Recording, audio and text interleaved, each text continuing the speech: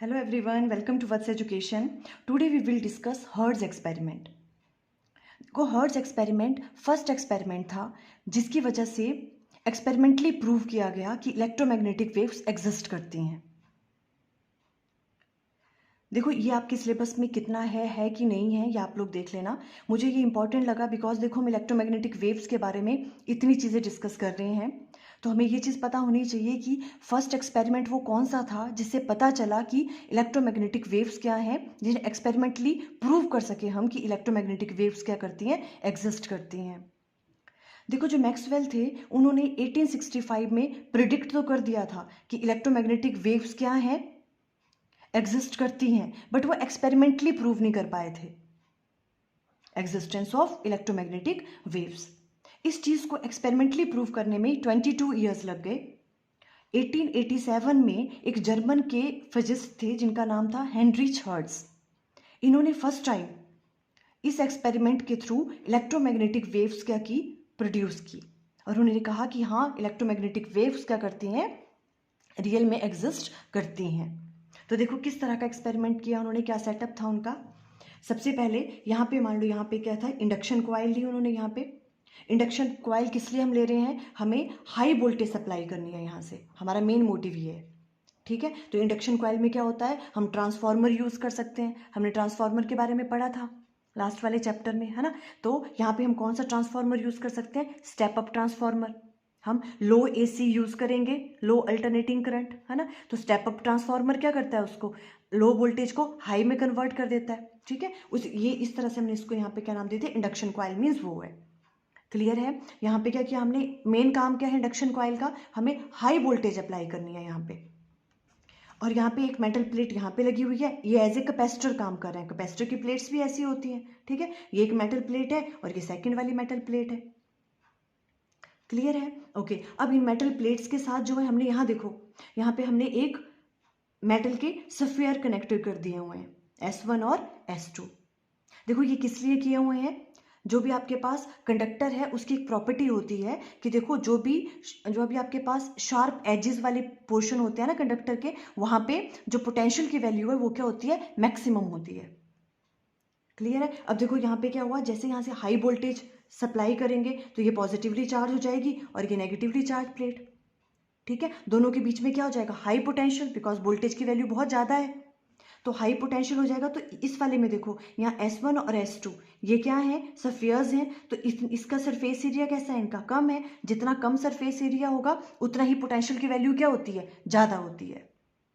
ठीक है, इसलिए यहाँ पे इन्होंने S1 और S2 क्या किए थे, ये वाले इस तरह से मेटल के सफियर लिए। आपको रीजन समझ आ गया है ना। तो अब यहाँ और यहाँ पोटेंशियल डिफरेंस की वैल्यू क्या हो जाएगी, बहुत ज़्यादा, इस वाले रीजन में। ओके, अब ये ट्रांसमीटर, इसको हमने ट्रांसमीटर नाम दिया, यहाँ से ट्रांसमिट होगी इलेक्ट्रोमैग्नेटिक वेव्स। और यहाँ पे क्या किया, एक रिंग ले लिया। डिटेक्टर कैसे किया इन्होंने, देखो डिटेक्टर में एक रिंग ले लिया और उस रिंग के दोनों एंड्स को क्या रखा, ओपन रखा, और वहाँ पर भी क्या लगा दिया, मेटल के सफेयर यूज़ कर लिया वहाँ पर भी इस तरह से ही, और उसे नाम दे दिया S1 डैश और S2 डैश का। क्लियर हो गया आपको सेटअप। ओके, अब देखो हुआ क्या, किस तरह से इलेक्ट्रोमैग्नेटिक वेव्स प्रोड्यूस हुई। यहाँ से इंडक्शन कॉइल से क्या हो गया, हाई वोल्टेज सप्लाई करी यहाँ पे, तो क्या हुआ, ये वाली मेटल प्लेट पॉजिटिव हो गई और ये वाली नेगेटिव हो गई यहाँ पे, है ना। अब क्या हो गया, ये जो हमने यहाँ पे सफियर अटैच किए हुए हैं इसकी वजह से क्या हो गया, इस वाले में और यहाँ पे पोटेंशियल डिफरेंस की वैल्यू क्या हो जाएगी, बहुत ज़्यादा, बिकॉज बहुत ज़्यादा वोल्टेज अप्लाई करी हुई है हमने। ओके, अब देखो जो इसके बीच की एयर है, इतना ज़्यादा पोटेंशियल होगा इन दोनों के बीच में कि जो इनके ये जो गैप है, देखो ये गैप जो है 2 से 3 सेंटीमीटर का रखा था उन्होंने। ठीक है, और ये जो मेटल प्लेट्स हैं, देखो ये वाला जो गैप है ये कितना कह रहे हैं हम, 2 to 3 सेंटीमीटर का था।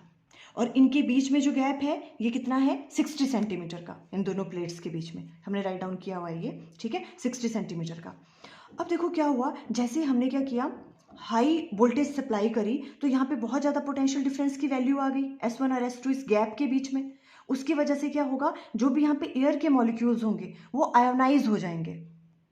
आयोनाइज होने का मतलब क्या है, जो एयर के मॉलिक्यूल्स हैं वो क्या हो जाएंगे, ब्रेक कर जाएंगे, है ना। वहाँ से क्या होगा, जो भी फ्री इलेक्ट्रॉन है वो बाहर निकल जाएगा और पॉजिटिव आयन वहीं रह जाएंगे। है ना। तो क्या हो जाएगा, यहाँ पे जो एयर है वो आयोनाइज हो जाएगी due to this high potential difference, क्योंकि बहुत ज़्यादा पोटेंशियल डिफरेंस है यहाँ पे। अब जो यहाँ पे एयर आयोनाइज होगी उसकी वजह से क्या हो गया, पॉजिटिव आयंस भी होंगे और नेगेटिव फ्री इलेक्ट्रॉन्स भी होंगे यहाँ पे इस गैप में। अब देखो जहाँ पे पॉजिटिव चार्ज भी है, पॉजिटिव आयंस भी है और फ्री इलेक्ट्रॉन्स भी है ना। तो ये वाला जो आपके पास एयर है, ये जो आपके पास स्पेस है, ये क्या बन गया, कंडक्टिंग बन गया, है ना। जहाँ पे देखो फ्री इलेक्ट्रॉन्स भी हैं, पॉजिटिव आयंस भी हैं, इसका मतलब क्या हो गया, वो कंडक्टिंग बन गया वो। अब ये कंडक्टिंग बन गया तो उसकी वजह से क्या होगा, ये जो आपके पास मेटल प्लेट्स हैं ये इनकी डिस्चार्जिंग स्टार्ट हो जाएगी, है ना। क्योंकि पहले तो यहाँ कुछ नहीं था, पर हाई पोटेंशियल को अप्लाई जब हमने किया तो क्या हो गया, हाई पोटेंशियल अप्लाई करने से एयर आयोनाइज हो गई और ये जो गैप है ये कैसा बन गया, कंडक्टिंग बन गया।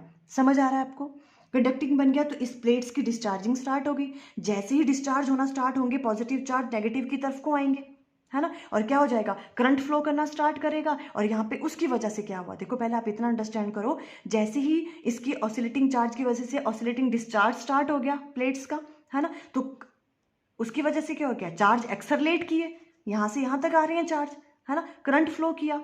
तो उस ये वाली जो भी चीज़ होती है ये बहुत फास्ट होती है, ठीक है, बिकॉज इनकी जो डिस्चार्जिंग है वो कैसी होती है, बहुत फास्ट होती है, बहुत कम टाइम लगता है उसको होने में। तो कुछ टाइम के लिए यहाँ पे क्या होगी, एक स्पार्किंग सी हुई, ठीक है, यहाँ पे एक स्पार्किंग सी हुई और ओके यहाँ पे एक स्पार्किंग हुई। देखो जो ये स्पार्किंग थी, जब ये डिटेक्टर जो यहाँ पे लगा था, यहाँ पर भी सेम वही स्पार्किंग यहाँ पे उन्होंने ऑब्जर्व की, जो स्पार्किंग जैसे यहाँ हुई वैसी यहाँ पर हुई। ओके इसका मतलब क्या है, देखो यहाँ पर तो कोई कंडक्टिंग मीडियम नहीं था, है ना, क्योंकि ना यहाँ कोई वायर अटैच्ड है, कुछ भी अटैच नहीं है। यहाँ पर तो स्पार्किंग हुई, समझ में आता है क्यों, क्योंकि हाई पोटेंशियल डिफरेंस था इनके बीच में, एयर आयोनाइज हुई, ओके चार्ज एक्सेलरेट किए, है ना, जैसे पॉजिटिव चार्ज नेगेटिव चार्ज के साथ कंबाइन करेंगे, करंट फ्लो किया तो ओके यहाँ पे स्पार्किंग हुई। बट वो स्पार्किंग यहाँ कैसे आई, यहाँ पर तो कुछ भी नहीं था ऐसा, ना कोई वायर अटैच है ना कुछ है, यहाँ पे स्पार्किंग कैसे आ गई। तो इस वजह से पता चला कि ये यहाँ से जो स्पार्किंग हुई है यहाँ तक कैसे पहुंची, it means there is something, कुछ ना कोई चीज़ तो है जिसने इस एनर्जी को यहाँ तक क्या किया, यहाँ तक इसको रीच करवाया, है ना। तो इस तरह से प्रूव हुआ कि यहाँ पे क्या है, इलेक्ट्रोमैग्नेटिक वेव्स हैं। यहाँ पे जो चार्ज एक्सेलरेट हुआ उसने क्या प्रोड्यूस की, इलेक्ट्रोमैग्नेटिक वेव्स प्रोड्यूस की, बिकॉज यहाँ चार्ज एक्सेलरेट हुआ, है ना, चार्जेस का मोशन स्टार्ट हुआ, चार्ज एक्सेलरेट होने की वजह से क्या प्रोड्यूस होता है, इलेक्ट्रोमैग्नेटिक वेव्स। तो वो इलेक्ट्रोमैग्नेटिक वेव्स ही थी, जैसे यहाँ पे चार्ज एक्सेलरेट हुआ उसकी वजह से इलेक्ट्रोमैग्नेटिक वेव्स प्रोड्यूस हुई और उसकी वजह से जो स्पार्किंग यहाँ हुई, जो एनर्जी यहाँ थी वो यहाँ तक रीच करी। तो इस तरह से वो प्रूव कर पाए कि हाँ there is electromagnetic waves, electromagnetic waves क्या करती हैं, वो एग्जिस्ट करती हैं। क्लियर हुआ आपको ये चीज़, ये वाला एक्सपेरिमेंट था उनका। हाँ ये अलग बात है कि इसमें जो भी इलेक्ट्रोमैग्नेटिक वेव्स उन्होंने प्रोड्यूस की बहुत कम फ्रिक्वेंसी की थी, फिर बाद में क्या होता गया, इस पर बहुत सारा वर्क स्टार्ट हुआ जब ये चीज़ एक्सपेरिमेंटली स्टार्ट हो गई, है ना, जब कंफर्म हो गई एक्सपेरिमेंटली।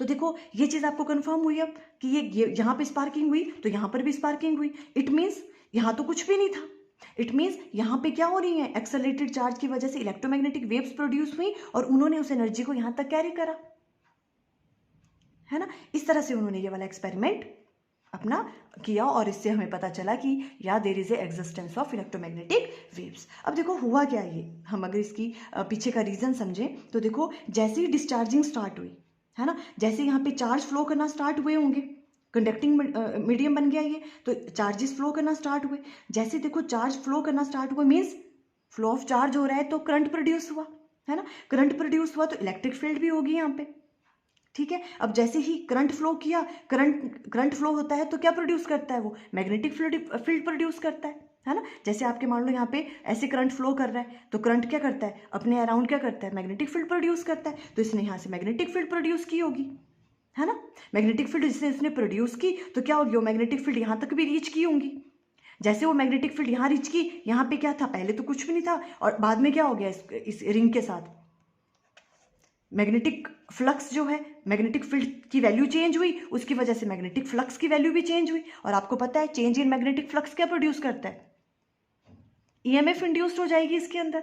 यहां पर भी क्या हो गया, इंड्यूस्ड करंट हो जाएगा, उसकी वजह से ये स्पार्किंग यहाँ हुई, है ना। तो इसका मतलब क्या हो गया, देखो सारी चीज़ें इंप्रूव होगी। यहाँ चार्ज एक्सरलेट हुआ, चार्ज के एक्सरलेट होने की वजह से क्या हो गया, यहाँ पे इलेक्ट्रिक फील्ड थी, इलेक्ट्रिक फील्ड की वजह मीन्स करंट फ्लो करने लगा, तो इट मीन्स इलेक्ट्रिक फील्ड थी, है ना। उसकी वजह से मैग्नेटिक फील्ड प्रोड्यूस हुई, मैग्नेटिक फील्ड की वजह से इलेक्ट्रिक फील्ड, और इस वजह से क्या हो गया, ये देखो यहाँ पर भी एनर्जी क्या होगी, रीच करके।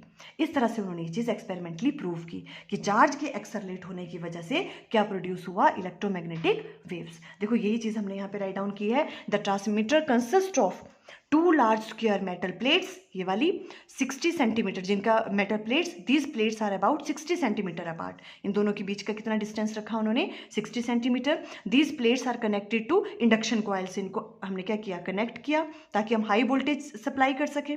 Due to induction coil, metal plates get charged and high potential difference is set up across S1 and S2. High potential difference हो जाएगा। The high potential difference ionize the air in the gap and makes the gap conducting. High potential difference से क्या हो गया, जो भी ये gap था S1 और S2 के बीच में, वो क्या हो गया, कंडक्टिंग हो गया। और उसकी वजह से क्या हो गया, देखो due to this oscillating discharge of the plates occur, plates का ऑसिलेटिंग डिस्चार्ज शुरू हो गया थ्रू द कंडक्टिंग गैप।